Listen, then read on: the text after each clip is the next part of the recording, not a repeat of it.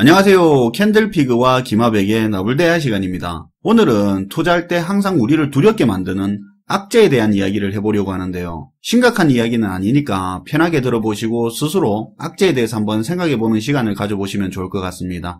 김하백님 모셨습니다. 반갑습니다. 김하백님. 네, 안녕하세요. 오늘은 지난 시간처럼 투자와 관련된 내용으로 대중들이 가지는 대중심리의 함정에 대해서 얘기해 볼 건데요. 내용을 진행하기 전에 먼저 꼭 드리고 싶은 말씀은 오늘 내용은 순전히 개인적인 생각이라는 점 미리 알려드리면서 시작해 볼게요. 오늘 내용은 제가 심리학을 전공했다거나 따로 이론을 깊이 있게 공부한 내용이 아니라서 순전히 개인적인 경험에 바탕을 둔 내용인데요. 그런 의미에서 오늘 내용을 이론적으로 접근하기보다는 시청자분들은 저라는 개인을 통해서 간접 체험하신다고 생각하고 그렇게 편하게 들어주시면 될 것 같다는 생각이에요. 오늘 말하려는 대중심리의 함정이라는 부분이 어떤 이론을 설명한다든지 그런 건 아니고 김하백님이 느끼고 생각한 그런 부분을 공유한다는 거죠. 네. 앞전 방송에서 대부분의 우리 개인 투자자들은 물론 방송을 하고 있는 저도 당연히 포함해서 많은 시간에 투자하기 좋은 기회의 장을 놓치고 있다고 했는데요. 왜 그런지에 대해서 가만히 생각해보면 우리가 진짜 공포와 가짜 공포를 많이 헷갈려 해서 기회를 놓치고 있는 게 아닌가 하는 생각이 들어요. 그리고 그런 가짜 공포에 휘둘리게 됐을 때 우리는 때때로 기회를 놓치기도 하는데요. 그런 가짜 공포를 잘 인식할 수 있으면 기회를 잡을 수도 있는 그런 시장이 투자 시장이 될 거라는 생각이에요.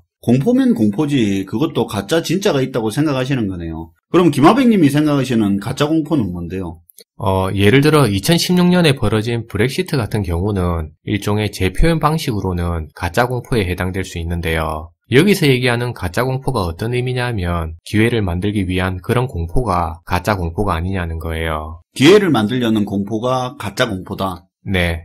그러니까 실제로 닥칠 위험보다 더 과대포장된 공포가 그리고 일회성으로 바로 소진될 수 있는 그런 리스크가 저는 가짜 공포가 아닌가 하는 생각인데요. 가짜 공포가 전혀 위험하지 않다는 말이 아니라 뭔가 기회를 만들기 위해서 인위적으로 더 조장된 공포가 저는 가짜 공포가 아닌가 하는 생각을 가지고 있어요. 그런 의미에서 보자면 2016년 11월에 벌어진 트럼프 대통령의 당선도 순수 우리 국내 주식시장의 관점에서만 봤을 때는 인위적으로 일으킨 가짜 공포에 해당될 수 있는데요. 트럼프 대통령이 당선되는 그 순간에는 당장 우리 국내 주식시장이 망할 것처럼 주가 폭락을 일으켰지만 금세 바로 다음 날부터는 주가를 회복하는 모습을 보였어요. 그렇죠.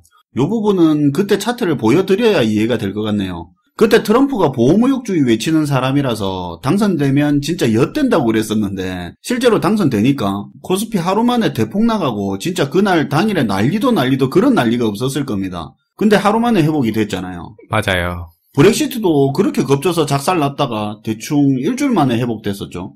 네. 그러니까 누군가는 주식이 폭락하는 그 찰나의 순간을 잘 활용해서 기회로 활용했다는 말인데요. 이렇게 주변에서 만든 인위적인 공포를 통해서 사실은 지나고 보면 별 의미도 없는 사건인데도 누군가는 돈을 벌고 누군가는 또 돈을 잃으면서 시장은 계속해서 흘러왔어요. 지금 생각해보면 진짜 사기라는 생각까지도 들어요. 네.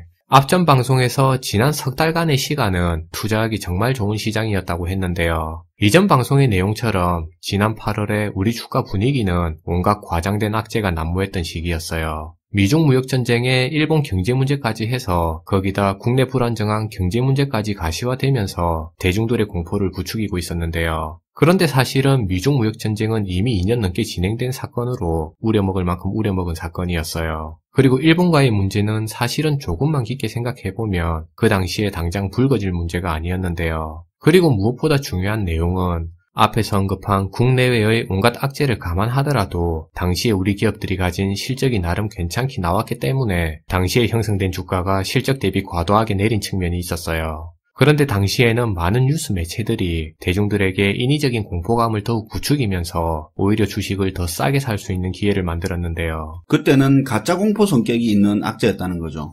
네. 그리고 많은 대중들은 당시에 공포감에 사로잡힌 나머지 좋은 기회를 놓치고 있었어요. 개인들이 팔 때는 기관들이 그 개인들의 물량을 저가에 담으면서 기회를 활용하고 있었는데요. 반대로 개인들이 따라붙어서 주식을 살 때는 기관들이 물량을 던지면서 가격 조정을 통해서 주가를 일시적으로 하락시키기도 했어요. 이런 내용을 통해서 우리가 분명히 명심해야 될 내용은 공포가 항상 합리적인 감정은 아니라는 건데요. 우리는 공포에 의해서 무언가를 보고 이끌려서 선택하게 되지만 항상 합리적인 선택을 이끄는 건 아니에요. 특히나 우리가 모르는 주변의 누군가에 의해서 그렇게 인위적으로 부추기는 공포가 있다면, 그러니까 과도하게 분위기를 끌어가면서 만들어가는 공포가 있다면 그 공포는 대중의 공포를 이용하려는 의도가 있다는 생각인데요. 그리고 이런 현상은 사실은 최근에 갑자기 부각된 그런 내용도 아니고 이전부터 계속해서 반복됐던 현상입니다. 그럼 가짜 공포를 피하는 팁 같은 게 있습니까? 물론 정답은 아니겠지만요.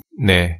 개인적인 생각으론 간혹 증권 관련 방송이나 다른 매체를 접하다 보면 투자를 위해서는 뉴스를 따라잡아야 한다는 말이 있는데요. 그렇죠. 뉴스를 놓치지 않고 꾸준히 보는 좋은 습관을 길러야 투자에 성공할 수 있다는 말이 있어요. 하지만 개인적인 생각으로는 물론 뉴스를 꾸준히 보는 게 좋은 습관이 될 수도 있겠지만 투자에 있어서는 저는 반대의 생각을 가지고 있는데요. 오히려 공포에 휘둘리기 쉽고 그래서 돈이 되는 선택을 할 수 없는 분이라면 뉴스를 보지 않는 게 오히려 더 좋은 습관이 될 수 있다는 생각이에요. 내용은 순전히 제 개인적인 생각으로 의견이 다른 분들도 계실 것 같은데요. 개인적으로는 뉴스를 통해서 돈을 벌어본 경험보다는 뉴스를 통해서 돈을 잃었던 기억이 많은 것 같아요. 때로는 뉴스를 놓쳐서 오히려 돈을 벌었던 기억들이 더 많았던 것 같기도 한데요. 그래서 개인적인 결론으로는 뉴스를 보지 않고 주식 같은 투자를 해보는 게 선수가 아닌 분들은 도움이 될 수도 있겠다는 생각이에요. 일종의 이런 방법은 가짜 공포를 피할 수 있는 방법으로 뉴스를 보지 않는 방법을 알려드린 건데요.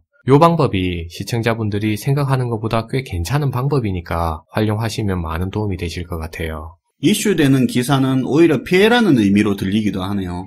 어쨌든 최신 뉴스에 과도하게 관심을 안 가지는 게 가짜 공포를 피하는 방법이 될 수도 있다는 그런 이야기 같네요. 네. 그런데 여기서 우리가 진짜 생각해볼 문제는 이런 가짜 악재 중에서도 진짜 악재가 숨어 있다는 건데요. 무슨 말이죠?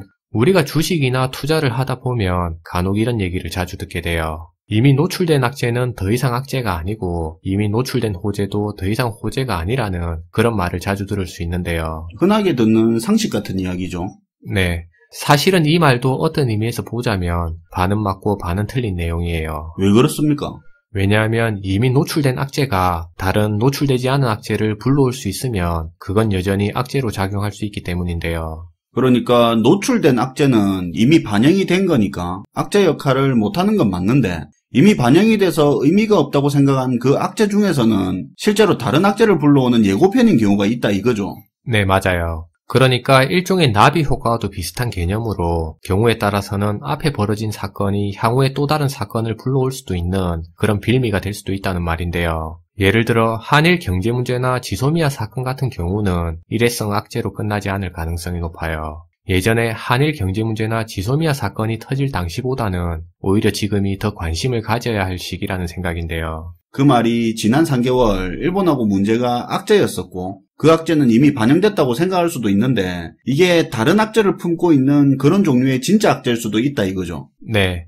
일본과의 갈등은 향후에 더 큰 문제를 일으킬 수 있는 어떤 관점에서는 일종의 시발점적인 성격의 요인으로 그렇게 접근할 필요가 있다는 생각이에요. 예전에 한일 경제 문제와 지소미아 사건을 다룬 방송을 하면서 그때 우리 정부는 잘못된 선택을 한 거라고 하면서 많은 비판을 들었던 기억이 있는데요. 그 사건이 미국과의 방위비 분담 문제라든지 미군 철수 문제와는 또 어떻게 연결될 수 있는지를 생각해보면 그냥 단순히 일본과의 문제로만은 볼 수 없을 거예요. 그리고 그런 문제로 코리아 디스카운트라는 그런 부분이 부각될 수 있으면, 그러니까 이 내용이 12월 1월쯤에 부각될 수 있으면 분명히 투자 시장도 영향을 받을 텐데요. 이렇게 하나의 사건을 다른 사건과 연결해보면서 다가올 진짜 리스크를 대비했으면 하는 생각이에요. 기회가 될지 더 큰 악재로 끝나게 될지, 그리고 그 악재가 오히려 기회라면 어떻게 돈이 되게 만들 건지, 그게 중요한 순간이 될 텐데요. 더 큰 악재일수록 더 큰 수익을 볼 수 있는 그런 간단한 방법도 있으니까 이 부분은 꼭 상기시켰으면 하는 생각입니다.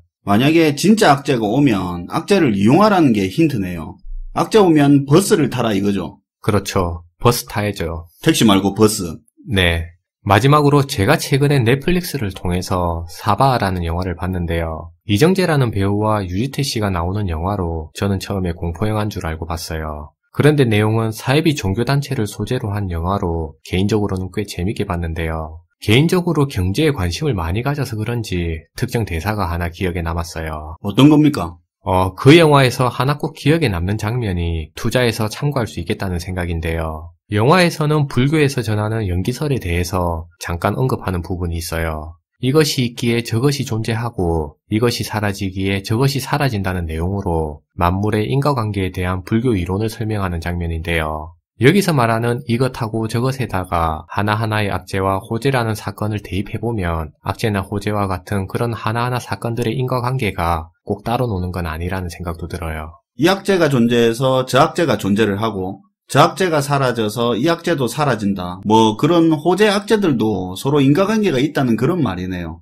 저도 이게 좀 와닿네요. 결국 악재든 호재든 서로 다 인과관계가 있는 거잖아요. 네.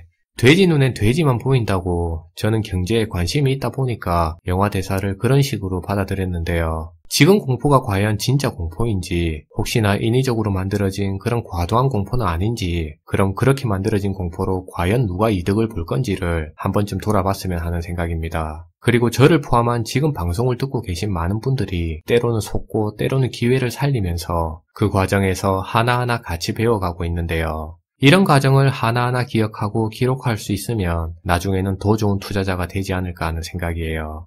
오늘은 개인적인 생각과 개인적인 경험을 바탕으로 순전히 개인적인 생각을 두서없이 얘기한 거니까 그냥 한 개인의 경험적인 생각 정도로만 그렇게 들어주시면 될 것 같은데요. 그리고 간혹 방송을 하다 보면 차트 얘기를 꺼내시는 분들이 계시던데 과거의 차트에서는 미래의 악재를 확인할 수 없다는 점 분명히 강조드리면서 마무리하겠습니다. 네, 덕분에 악재에 대해서 생각해보게 되네요. 오늘도 고생하셨습니다, 김하백님. 네, 감사합니다. 오늘은 가짜 악재와 진짜 악재에 대한 이야기를 해봤는데요. 이미 주가에 반영되거나 소멸된 악재라도 그 악재가 다른 악재를 불러올 수도 있다는 부분에서 영화 에일리언 생각이 문득 나더라고요. 분명 에일리언은 죽였는데 영화 끝날 때 뱃속에 있던 새끼가 태어나면서 다음 편을 예고하는 것처럼 악재도 그럴 수 있겠다는 생각을 해봤습니다. 가짜 악재를 피할 수 있는 팁으로 다소 엉뚱해 보일 수도 있겠지만 실제로 쓰이는 방법이니까 참고해 주시기 바랍니다. 시청해 주셔서 감사하고요. 지금까지 김하백 캔들피그의 나불대한 시간이었습니다.